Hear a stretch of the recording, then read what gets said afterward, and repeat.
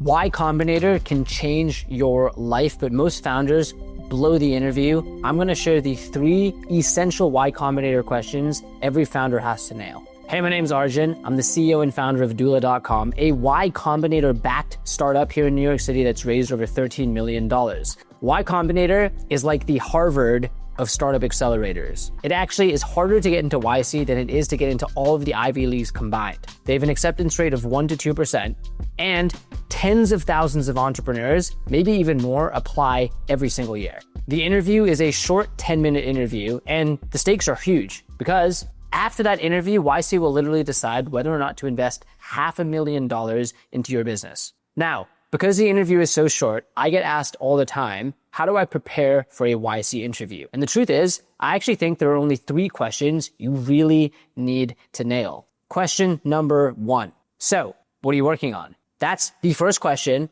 that will be asked in every single Y Combinator interview. The biggest mistake you can make when answering this question is using jargon. So let me give you an example.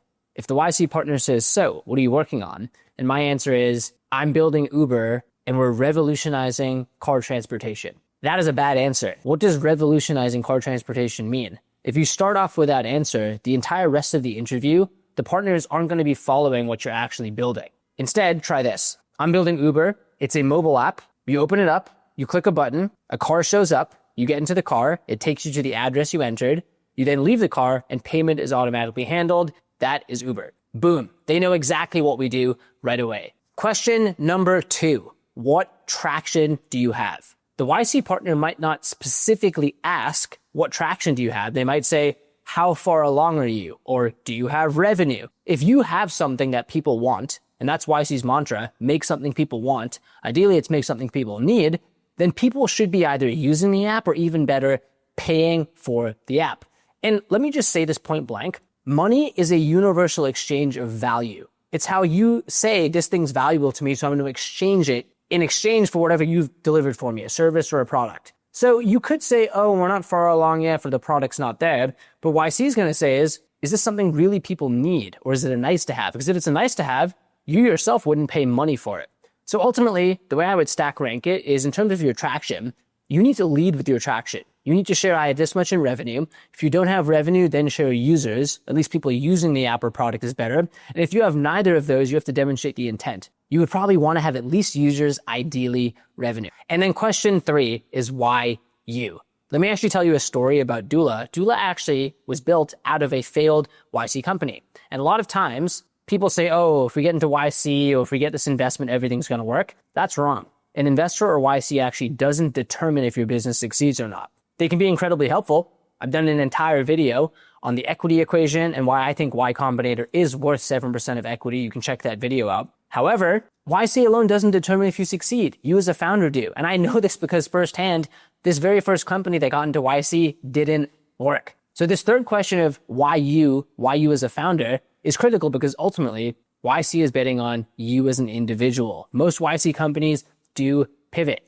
So if you take the analogy of the jockey or the horse, they're betting on the horse. Can the horse actually change directions? So with that in mind, make sure in the interview you share why you are the right person or team to solve this problem. Was it a pain point you personally experienced? Do you have decades of industry experience? Have you built a company in a similar space before and you discovered or unearthed this problem while building? Make that crystal clear to the YC partners because ultimately they do want to feel like there's good founder market fit. And finally, I'll give you a bonus tip. In every answer, because the interview is only 10 minutes, you have to be concise. So I'll give you examples of how to not be concise. So what are you working on? So in terms of what we're working on, it's actually kind of a funny story. I just wasted 3 sentences without even getting to the point. Instead, I should say, Doola is a business in a box. We form your LLC, help you get a bank account, do your bookkeeping and taxes for $3,000 a year. Or if they say, what's your traction? And you say, well, in terms of our traction, we started 4 years ago, and over those last 4 years, we built these. No, they didn't ask when you started. They didn't ask what you built. They asked, what's your traction? What's your traction? We have an 8-figure run rate growing 10% month over month. Boom. I answered crisply in 1 sentence. There's one example. Again, you can find many guys that have hundreds of questions. I wanted to boil this down to what I thought were the 3 most essential questions. I truly do want to help any founder going through the journey. If you yourself got a YC interview and would like to do a mock interview, comment down below. I can either review your answers to these questions or do a mock interview with you. And if you yourself are scaling or starting a business, this is exactly why doola.com exists. So you can focus on what you do best, like applying to YC or building your company, while we handle the unsexy yet critical back office. You can schedule a free demo and talk to an actual human at doola.com down below. If you also have any other questions about my Y Combinator journey, I am more than happy to answer. Thank you so much for watching. I'll see you in the next video.